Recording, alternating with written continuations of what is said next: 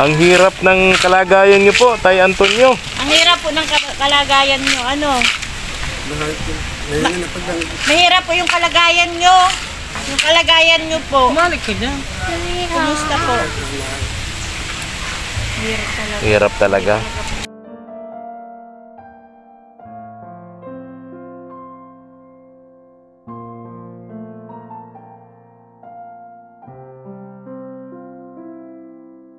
Bait ng kapitbahay dito ni Tatay Antonio. Ito yung gumawa nung trapal ni Tatay Antonio. Para matulungan. Nababasa ba siya dyan?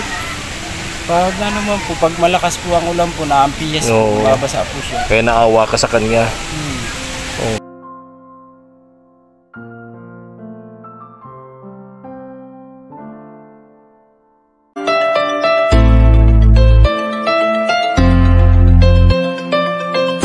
Isang makulimlim.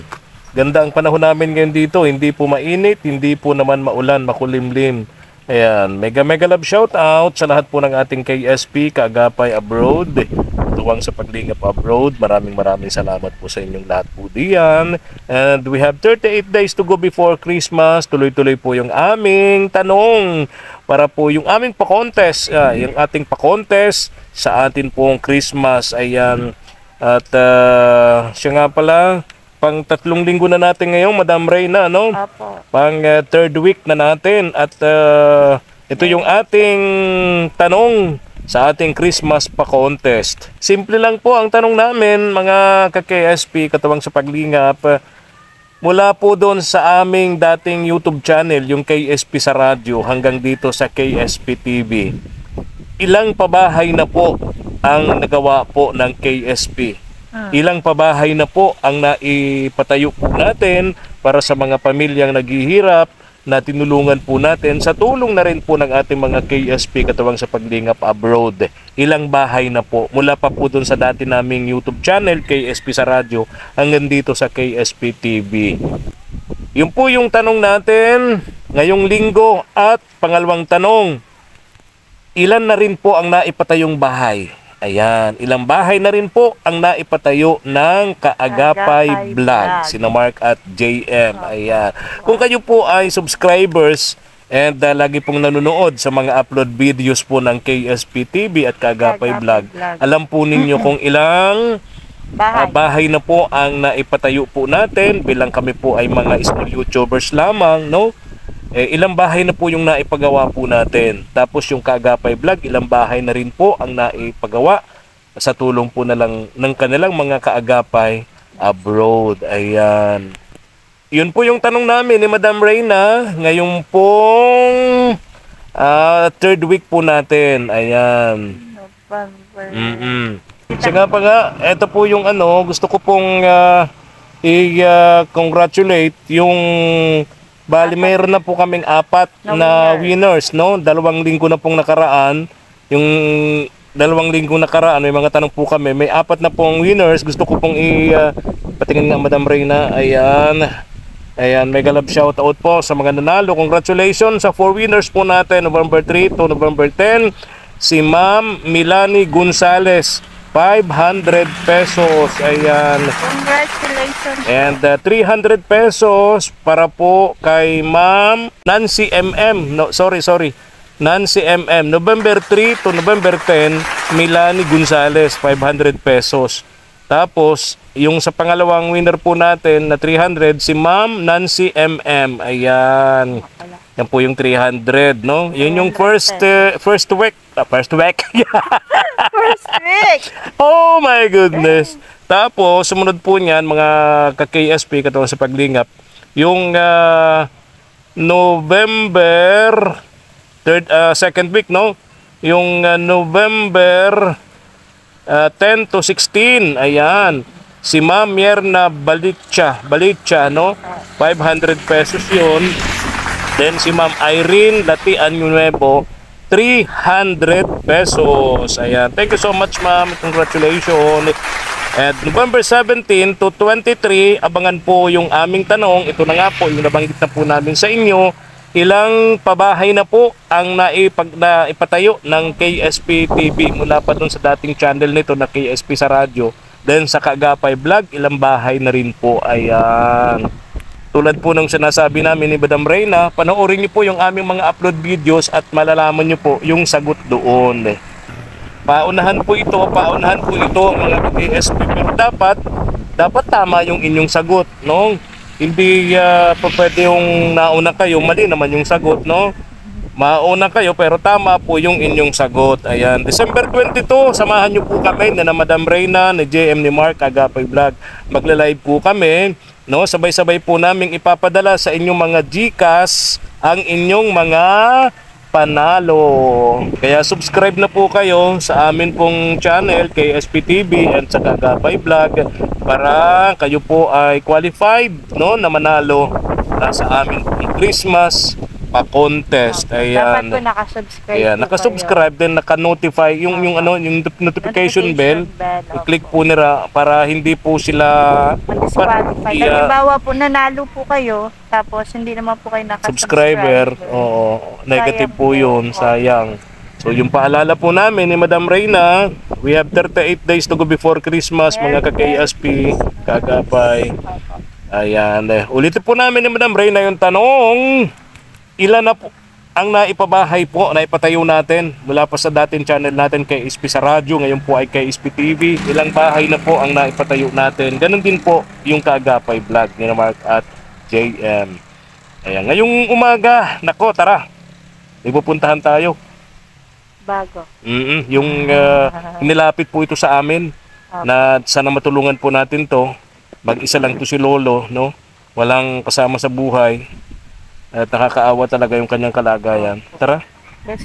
Lang tumulong sa mga kababayan, magsisilbing kaibigan, KSP, kabarangay sa pagtulong, katuwang sa paglinap sa mga taong naghihirap, lina at samahan sa pagbibigay saya. Sa araw ng Pasko, tuloy-tuloy lang ang saya, tuloy lang ang serbisyo, mga kabarangay, KSP TV, magsisilbing karamay. Daramanan natin ang lamig ng hangin, mga tala sa langit ay magniningning. Pasko ay salubungin, ipagdiwang natin, KSP TV, kasama natin. Narating na namin ni Madam Reyna yung bahay ni Tatay Antonio. Oh, kawawa nga ito, Madam Reyna, no? Dito siya, oh. Doon siya natutulog. Doon. Malamok pati po dito. Malamok. Malamok, ano? May mga bote. Tag-ulan ngayon, talagang delikado para sa kanya tong kalagayan niya rito.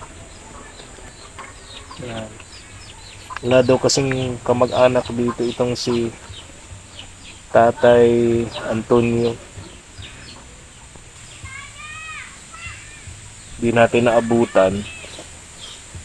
Baka nangangapit bahay itong si Tatay Antonio. Apo nangihingi ng pagkain. Nangihingi ng pagkain. Itong bahay kasing ito, hindi naman sa kanya actually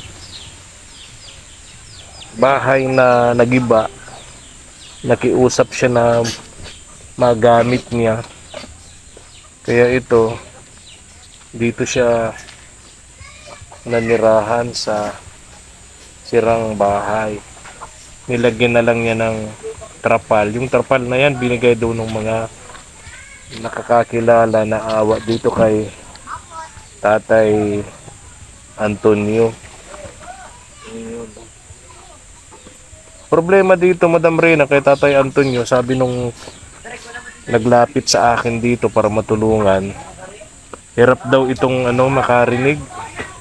Ay, Kaya mamumroblema tayo dito. Kaya po nung napanood ko rin po kahapon, parang kala ko po, forward sa aking video, no?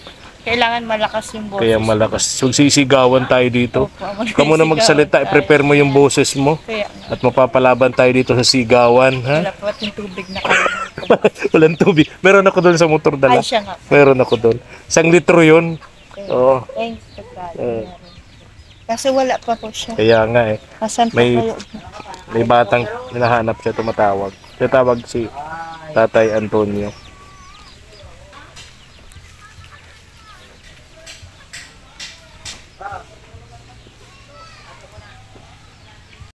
Tatay Antonio. Saan ka po galing? Kumusta kayo, Tay? Kumusta kayo? Kumusta daw po? Kumusta? Maray man daw. Sabihin, Opo. mabuti. Talaga pong magkakaintindihan po talaga Oo. kami nito. Malakas yung boses Parang ko. hindi naman magkakalakasan ng boses, ano? Opo. May dala na po akong tubig. Kayo po si Tatay Antonio? Kayo po si Tatay Antonio? Antonio po yung pangalan nyo? Antonio po yung pangalan nyo? Opo, opo. Ayun, Siya nga po. natumbok din. Oo. Magkakahirapan nga tayo nito, Madam May Reyna. translator. Oo, sabagay. Magkakahirapan talaga, ano? Oo. Oo. Ano pong... Ayun. Ganito. Ang hirap ng kalagayan niyo po, Tay Antonio. Ang hirap po ng kalagayan nyo. Ano? Mahirap po yung kalagayan nyo. Yung kalagayan nyo po. Malik ka dyan. Kumusta po? Hirap talaga. Malakas Hirap ang na po yung kalagayan boses niya. ko. Tingin ko na mahihirapan din tayo. Opo, mahihirapan. Oo. Anyway, siguro ang kailangan dito ni Tatay Antonio, yung sa tenga, Opo. hearing aid, no? Opo. Para Para- maka-adapt siya ng Oo. sound yung maririnig. Kaya nga, Yung kaya para nga. magkausap ng Oo. maayos. Yung mabait niyang kapitbahay, ito, nilagyan pala ng trapal kahapon kasi nga daw, alam mo, maulan ngayon, nababasa lagi si Tatay Antonio, no? Opo. Tapos Oo. Kausapin natin yung kapitbahay niya para siguro para maintindihan natin kasi kung si Tatay Antonio, mahirapan tayo, no? kahit nagsisigawan na po. Oo. Talaga maririnig. Kahit magsigawan tayo, baka magising yung mga natutulog na pating dyan sa tabing dagat. Baka makaaway po Baka kumapaaway tayo sa pating. Baka sabi Tabing mo, dagat po vlogger kasi. na to, Oo. iingay. Oo. Tabing dagat po kasi itong lugar na ito ni Tatay Antonio. Ayan. Problema talaga ito kapag ka maulan tulad ngayon. Malamig dito, tabing dagat no? Kamalamok. Malamok pa. Doon pa po. Medyo hirap siyang Dapat kunyari mo. Nag-aano siya.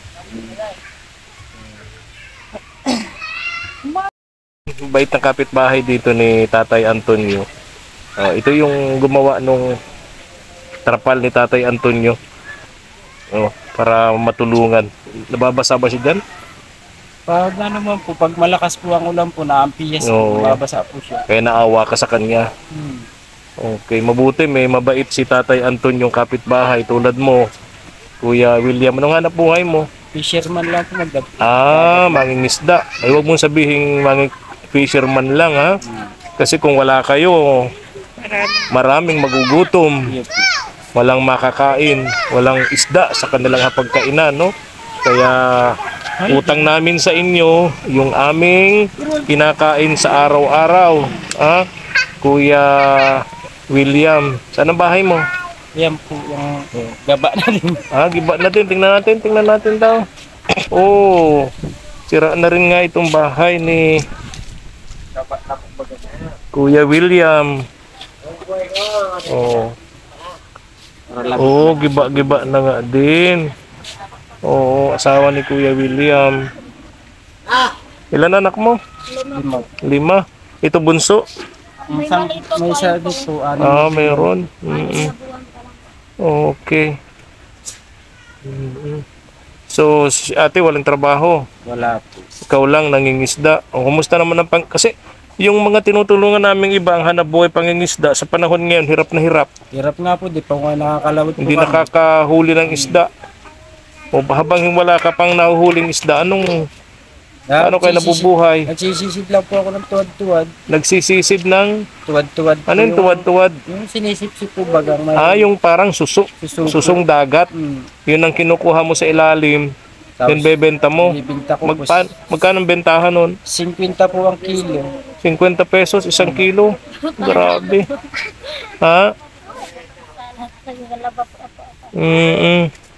Ay, oo nga. Ano, sira-sira na rin ang bahay mo. Yun yung kusina ninyo doon. Iyo po, lutuan. Oo. So pagka maulan, basang-basa na rin kayo rito, Iyo no? po, dito basa po. Dito may natutulugan po. Oo.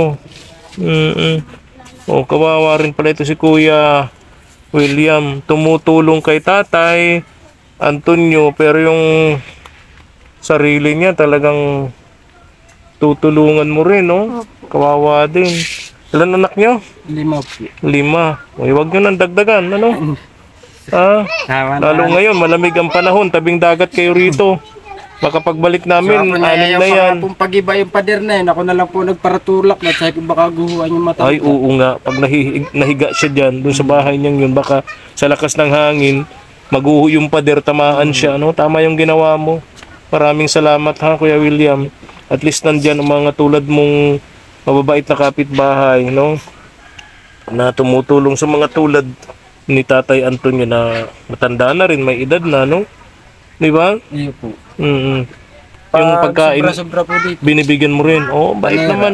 Pag-ulam. Oo, ang bait, Pag may no? huli po kaming turingan, Bibigyan mo. sa Pandawan po, nasa bat po yan, di ba sa amin? Ah, nangihingi. Ibibigyan ko po sa pirasong turingan. Wow, oo. Para may Super. pambagas siya. Very good. Bebenta niya yun, bibiling bigas. Bibigyan Okay. niya naman po. Very good, very good. O ganun talaga ang buhay mangingisda pag sa ganitong panahon, ate, no? Talagang naghihirap, hindi makahuli ng isda sa dagat, no? Malakas ang alon, di ba? Malakas na. Mga ilang buwan yan, kahirapan na ganito, hindi ka makahuli, mga ilang buwan. Hanggang February o Marso. Maraso po. Oh, matagal pa. Tagal pa, no? Iyo po. Yan ang buhay ng mga mangingisda. Kaya dapat, habang may panahon pa, dapat yung mga mangingisda natin, yung gobyerno natin, may programang yung alternatibong hanap buhay na ibinibigay ng gobyerno. Yung hindi kayo makahuli ng isda sa panahon na katulad nito, dapat meron kayong iba pang pinagkukunan ng hanap buhay. Ano? Bukod sa pangingisda, ano pang alam mo? Marami. Sari-sari po din. Pag construction din po. Ah, marunong ka. Kaya lang wala naman kung wala namang kukuha sa ibarang karpintero, Iyo. o di wala din. Di ba? Kaya napispam po ako dyan. Kinuha po ako nagtatambak dyan sa pispan sa kalapit namin So, dyan. At least hindi ka mabakante para mayroong kita para sa pamilya araw-araw. Parang daw po. Pambagas-bagas mo po Pambigas-bigas. nakakakuha. Tama, tama. Very good, very good. Ayos siya. Ha? Sana matulungan namin si Tatay Antonio, maging kayo, no? Hirap din ang pamilya mo, ha? Pero sana wag na madagdagan ninyo yung 5, no? Ano pangalan mo, ate? Ano po, Ima? Ima. O, Emma. Ayun. O, garaganda ni ate. Baka mamaya malamig-lamig pati dito, ha? O, kasal na kayo. Ko rin. Day pa. Hindi kayo kasal. Yung mga anak ni binyag na. Day pa po. Hindi pa rin. Lahat hindi pa binyag. Oo. Ay, magiging ninang na ata. Ha? Magiging ninang na ako. Oo. Hindi pa kayo kasal. Tapos, 5 ng anak nyo. Hindi pa rin mga binyag mga anak nyo. Day pa po. Oo. Ay, Ha? yara pa po sa Pinas. Huwag na talagang gumawa. Tama na yung 5 na yan, ha? Emma, kahit anong kalabit nito ni William, huwag mo nang pansinin, ha? Ha? Mahilig bang mga labit ito? Mahilig mga labit? Mga bata pa. Mga bata pa ito eh. Ilang taon ka na? 38 pa na. 38. Oh. Alam mo, pag 38, 2 taon na lang, life begins at 40. Oh, simula pa lang yun. Ay, nako. Hindi pa kayo kasal, tapos yung mga anak nyo hindi pa binyag, pero rehistrado na. Hindi na. Okay. Lahat naman na may rehistro. Okay. Ha? Kaluluwas pa lang nga po. Sino? Yung sa dito. Yung bunso mo? Okay. Oh. Ito anak mo rin. Iyo po. O, bali 5 nga. Tapos hindi pa mga binyag, ano? Okay. Gusto mo bang pakasalan si Ate Emma? Ha? Ayaw man po sa akin magpakasal. Oo, ayaw mong pakasal. Talaga 5 ng anak niyo, pakasal na kayo, ha? Pag may pagkakataon, halimbawa, may libreng kasal, sumalang na kayo doon, sumama na kayo doon para sa mga anak ninyo, di ba? Okay. Di namin pinapromise, ha? Pero baka makatulong kami sa inyo sa binyag ng mga anak nyo, tapos sa kasal ninyo. Baka na lang, ha? Hindi namin pinapromise, ha? Magtao ba gaila? Diba? Kaya lang po, wala naman po kami makapagpuma.